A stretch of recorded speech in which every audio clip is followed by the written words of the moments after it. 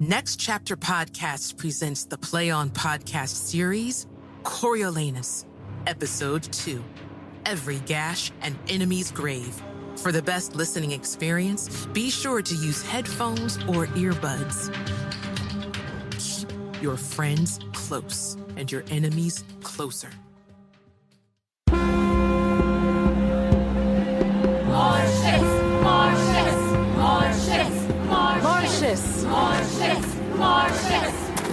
If I told you of this day's battling, you'd not believe your deeds. But I'll report it, where senators will mingle tears with smiles, where great noblemen will listen and shudder, then marvel, where ladies will be shocked and happily tremble, hear more, where the dull tribunes with the musty commoners who hate your honors will say, holding their hearts, "We thank the gods our Rome has such a soldier." Please now, no more, Cominius.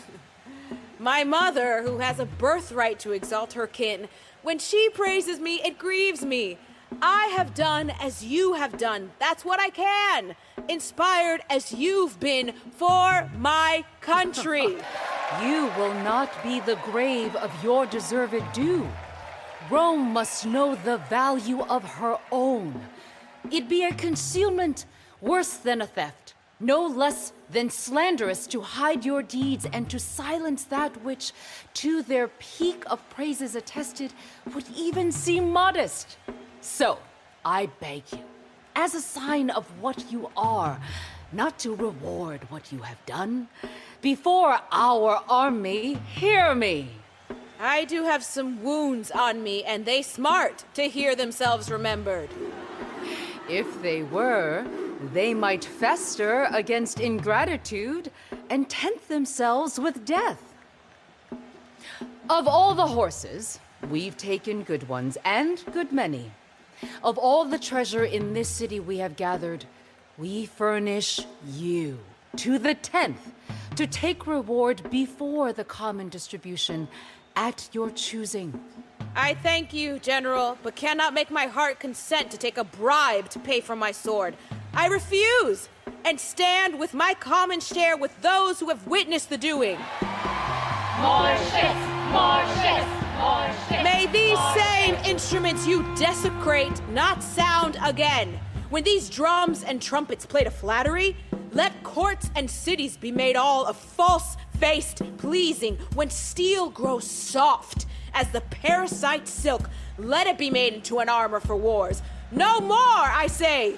Just because I haven't wiped my bloody nose or defeated some wretch, which unnoticed many others have done, you shout for me in accolades full of hyperbole, as if I loved my small deed to be fed in praises sauced with lies. Too modest are you? More cruel to your good report than grateful to us who give it true. Some patience, If you get incensed at yourself, we'll put you like one who means to harm himself in manacles, and then safely speak with you. So, know it, as to us, to all the world, that Caius Marcius wears this war's garland. As a grand token, my grand stallion, let the camp know I give him with all the trappings. And from now, for what he did before Coriolanus, call him with all the applause and uproar given, Caius Marcius Coriolanus. Wear the added title nobly, always. Caius Marcius Coriolanus! Caius Marcius Coriolanus! I will go wash, and when my cheeks are clean, you will discern if I blush or not. No matter, I thank you. The gods begin to mock me. I, having refused your princely gifts, am about to beg of you, my general. Ask. It's yours. What is it? Sometime I stayed in Coriolanus at a poor man's house. He was kind to me. He cried out to me. I saw him jailed, but then Ophidius took my focus, and wrath overtook my pity. I request you to give my poor host his freedom. Strong case. Huh. If he were the butcher of my son, he'd be as free as the wind. Free him, Lartius. What is his name? I forgot. I am worn, yes. Too, my memory is tired. Then to our tent, where before we rest, we will write to Rome of our success.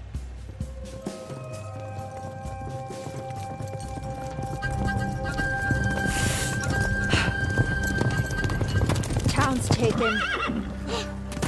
It'll be given back in favorable condition. Condition?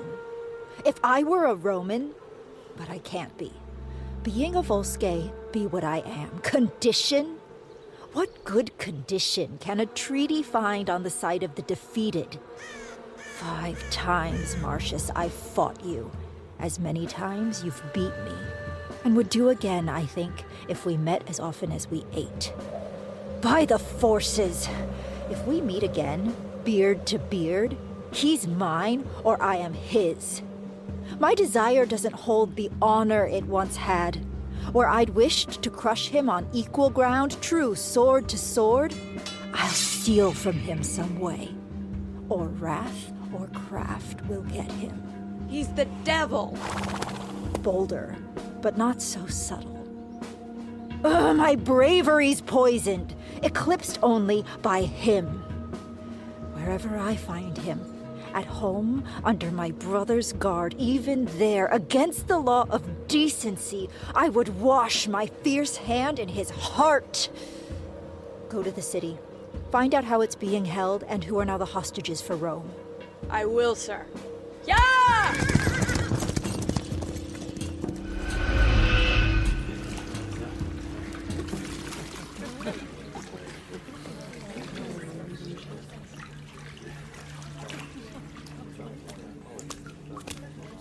Brutus, Sicinius. Menenius. The soothsayer foreshadows there will be news tonight. Good or bad?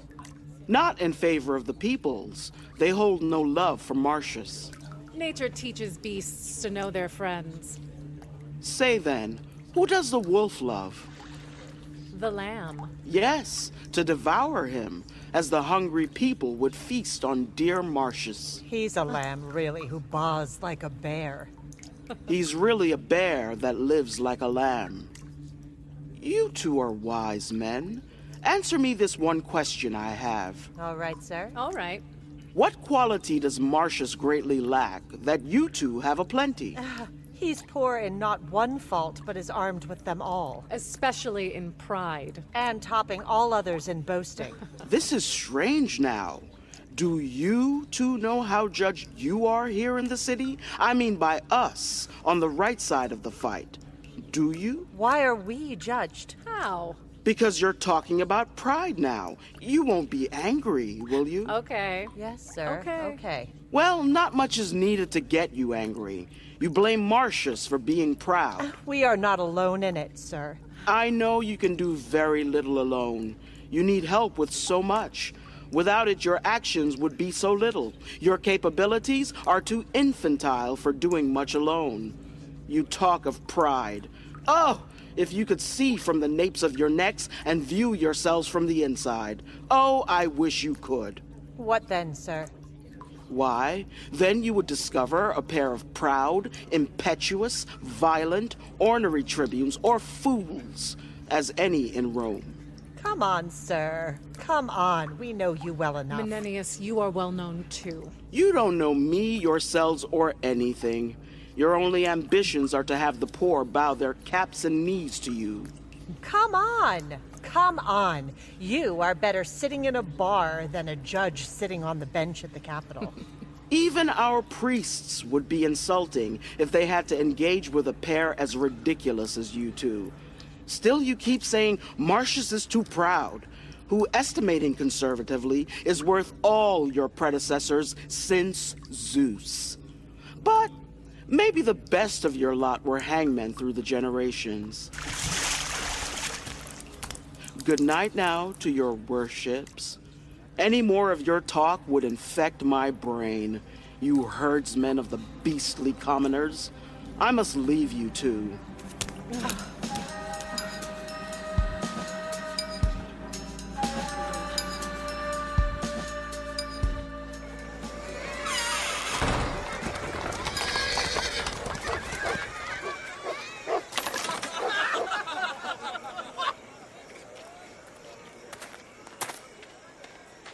How are you, my fair noble ladies? If the moon were earthbound, she would not be more noble. And to where are you hurrying? Honorable Menenius, my boy Marcius is arriving. For the love of gods, let's go. Huh? Marcius is coming home? Yes, dear Menenius, and with enormous successes. Take my hat, gods! I give you thanks. Oh, Marcius is coming home? Oh, yes, it's true. Look, here's a letter from him. The state has one, his wife another one, and I think there's one at home for you. Well, that will make my house thrill tonight. A letter for me? Yes, for certain there's a letter for you. I saw it. A letter for me? That will extend my life another chapter, and I'll only laugh at my doctor's surprise. He isn't wounded. It's his practice to come home wounded. Oh, no.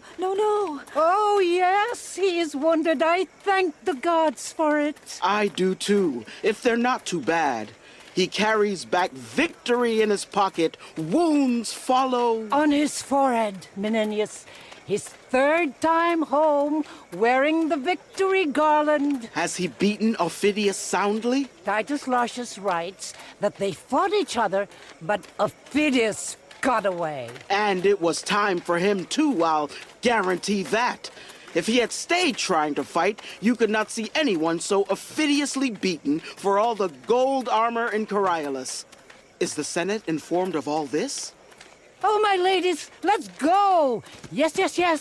The Senate have received letters from the general. In it, he gives my son full credit and honor for the war. He has outdone his previous battles twofold. Truly, wonderful things are being said about him. Wonderful! Yes, I swear to you, and he deserves everything. Gods make it true. True? Of course they're true. True? I can swear they're true. Where is he wounded? In the shoulder and in the left arm. There will be large scars to show the people when he stands in recognition. He received 7 body wounds, defeating King Tarquin. 1 in the neck and 2 in the thigh. That's 9, I count. He had, before these wars, 25 wounds on him. Now it's 34. Every gash an enemy's grave.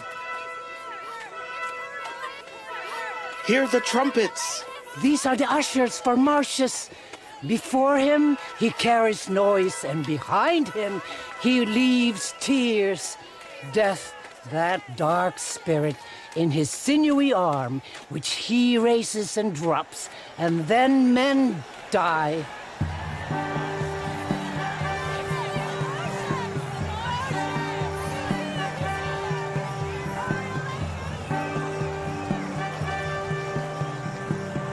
Rome! Know this, that all alone Marcius fought inside Coriolanus gates. All alone Marcius fought inside Coriolanus gates. Where he has won with fame. Add a name to Marcius Caius. Add a name to Marcius Caius. Now follows the honor, Coriolanus. Coriolanus. Welcome to Rome, renowned Coriolanus. Welcome to Rome, renowned Coriolanus. Welcome to Rome, renowned Coriolanus. No more of this. It goes against my spirit. Please now, no more. Look, sir, your mother. Oh. You have, I know, petitioned all the gods for my well-being. No, my good soldier, up. My gentle Marcius, worthy Caius, and from your deeds, with honor, now newly named, what is it? Coriolanus, I should call you. Ha! Oh yes, your wife, here. Oh, my quiet grace. Would you laugh if I was in a coffin, since you weep at my triumph now? Oh, dear. Crying eyes are for Coriolanus widows and mothers losing sons. Now the gods crown you. And you're still alive? I don't know what to do. Oh, welcome home, and welcome, General, and you're welcome all. Your hand, Mother, and yours, my quiet grace. Before I truly return home and rest, I must pay visit to our city nobles, who have given me this homecoming here, and to these added honors. I have lived to see my very wishes realized and manifested just as I envisioned. Yet, there's one thing lacking, which I do not doubt our Rome will create for you. Know this, dear Mother, I'd rather serve them in my way than sway others in their ways. On to the capital!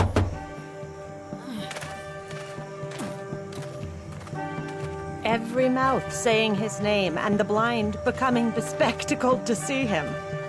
The babbling nurse lets her baby cry into eternity while she talks of him. The kitchen maid pins her finest rags around her messy neck, climbing over walls to see him. Shops, signs, storefronts are covered up. Leaky roofs filled in each and every way, all attempting intensely to see him. Our cloistered priests place themselves with the common masses and gasp for air, fighting for a spot. Ladies in veils committing sins against their own skins, sacrifice their pale, now bare cheeks, risk being kissed by the sun god. What uproar! As if the gods who guide him were slyly stolen into his human self and gave him this divine power. Shortly, he will be part of the consul. But too, our office could lose power then. He can't so easily translate victories from the battlefield to consul. If so, he'll lose all he's won. Oh, some consolation. Don't doubt the commoners, who we represent, that their long-held loathing of him will be forgotten. Lest of all his new-laid honors, which will fill him with such pride, I don't question to taunt them as consul. I heard him swear if he stood on consul, he would never be seen inside the common marketplace, or ever wear poor gowns of the people. Nor would he dare show off his victory wounds to the people to beg approval. Yes. It was his word. Oh, he'd rather forego office if it came from the lot of our common folk, and not his nobles. I'd hope he hold that intent and put it into fast action. It is most likely he will. Then he will lead and follow to our wish and to his certain end. So it will fall on his demise, or our power does die. We must remind the people of the hate he still holds for them. Were he in power, he'd have them for his mules, silence their pleas, evicting all their freedoms, freezing their natural ability and human spirit to become soulless as beasts, like camels carried in war whose sole purpose is for bearing burdens and vicious blows that weigh under them.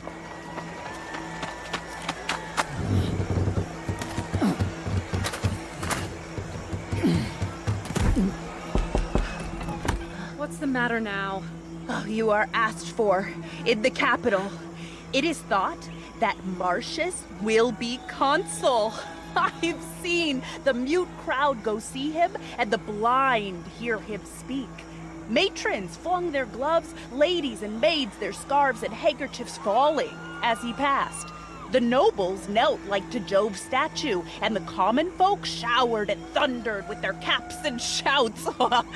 Oh, never saw a thing like it. The capital. And keep our ears and eyes in the moment. but hearts on the plan. We are agreed.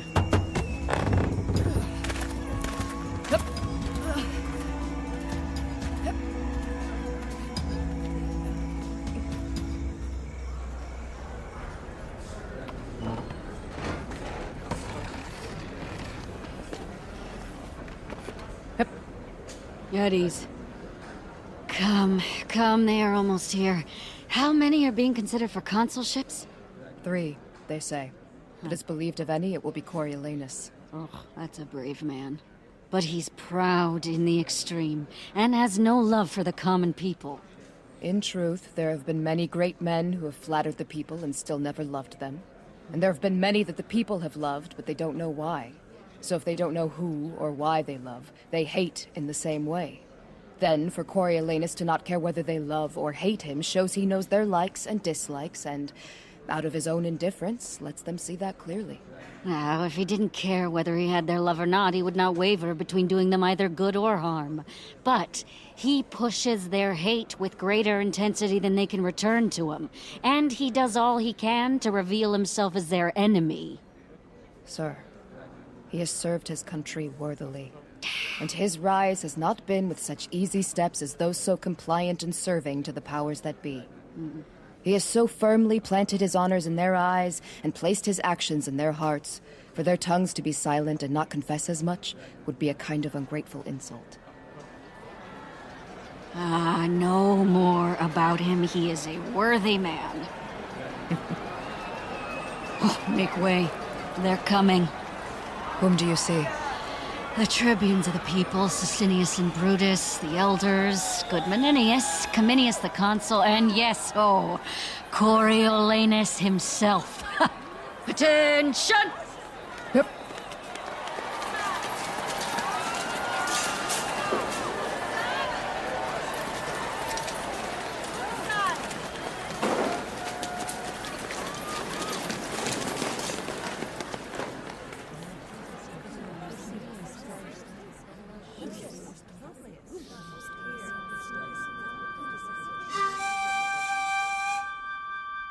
Deciding about the Volskis, most revered and grave elders, please allow the present consul, Cominius, the general of our last battles, to allow report on some of that work by Marcius Caius Coriolanus, who we have called before the tribunes to both thank for his valorous duty and to bestow him due honors. Speak, Cominius. Leave nothing out for brevity's sake. Let us solve how Rome can reward him in full, not how to report less. Voice of the people, we do request your kindest ears, and after, your influence on the common people to accept what's stated here. We're gathered to discuss a matter, and we stay amenable to honor and push the cause of our assembly. Which, yes, we would be happy to oblige if he can remember to value the people more than he has before. Off point, off point. I prefer you'd stayed silent. Please now, will you hear Cominius speak? Yes, willingly. But my cautioning was more to the point than your rejecting it. He loves the people, but let's not make them live in the same house. Dear Cominius, please speak. I'll take my leave. No, stay in place. Sit, Coriolanus. Do not be shy of hearing your brave deeds. Your Honor's pardon. I'd rather be given my wounds again than hear of how I got them. Sir, I hope my words did not unseat you. No, sir. Yet while I stand for blows, praise can make me flee. But you gave none, so I hurt none. But for your people, I love them as little as they're worth. Please, sit. I would rather have someone smash my head when the battle call comes than stand idly and hear my small deeds blown up. Masters of the people, how could he honor the multiplying masses? There's one good soul in 1,000. You see, he'd slice his own limbs to keep his honor, but won't give an ear to hear it? Cominius.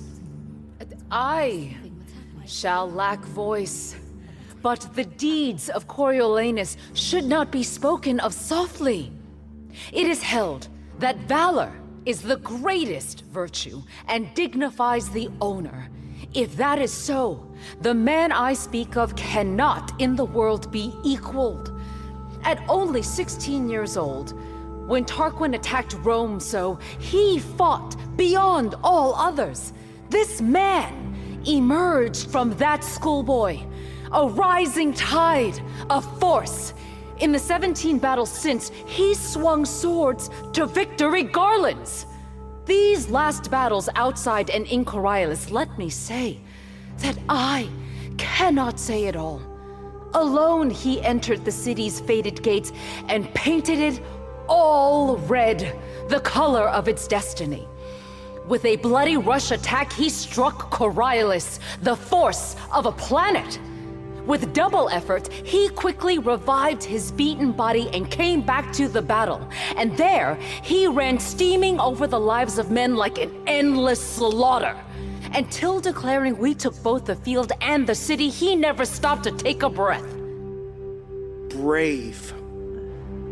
He has earned any honor and role we create for him. He shunned our rewards, pushing these precious spoils away from him like they were common muck. His wants are poor, wary of the cost they carry.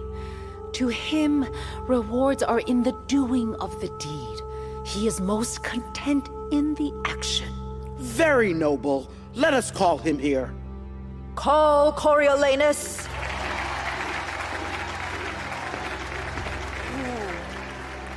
Your honors.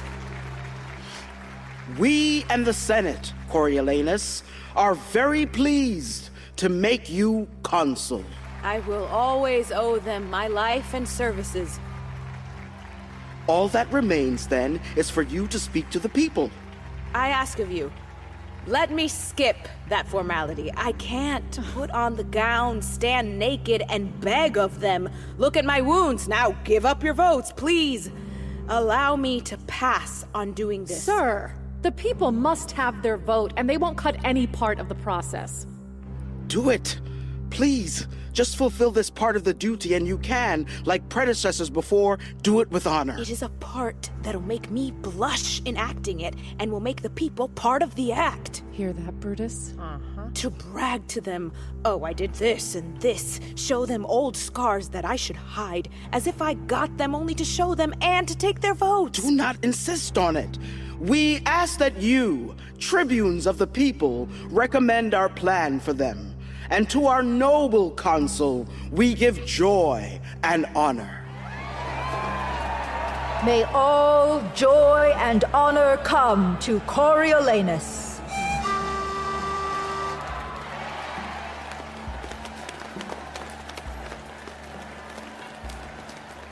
You see how he intends to use the people. May they sense his intentions. He will ask for their votes while resenting that they do hold power of their voice.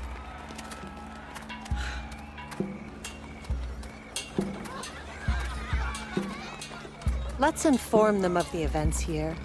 I know they're waiting for us in the marketplace.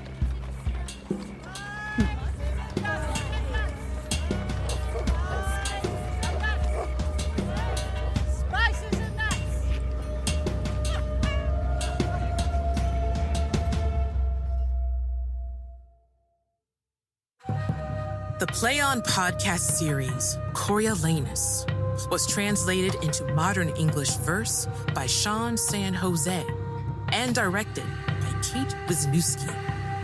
Episode scripts were adapted and produced by Catherine Eaton. Sound design and engineering by Daniel Benjamin. Mix engineer and dialogue editor, Larry Walsh. Additional mix engineering by Sadaharu Yagi. Original music composition by Palmer Heffron. Executive producer, Michael Goodfriend. Senior producer, Miriam Lauba. Managing producer, Robert Capadona. Coordinating producer, Taylor Bailey. Line producer, Priscilla Villanueva.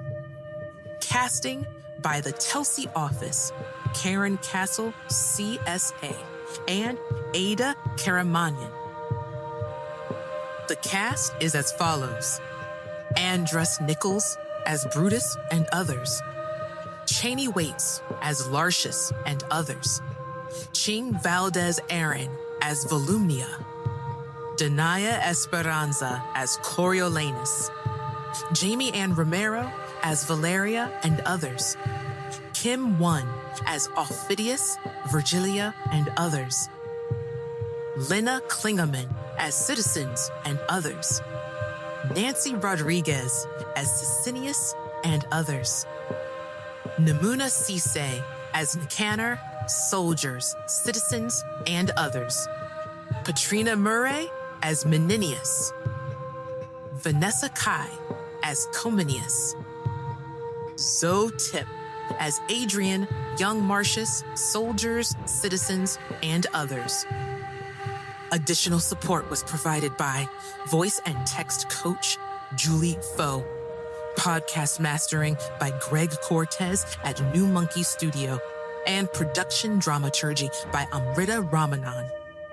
The Senior Manager of Business Operations and Partnerships at Next Chapter Podcasts is Sally Kate Holmes.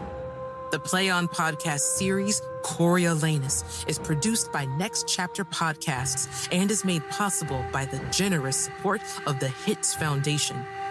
Visit ncpodcast.com for more about the Play On podcast series. Visit playonshakespeare.org for more about Play On Shakespeare.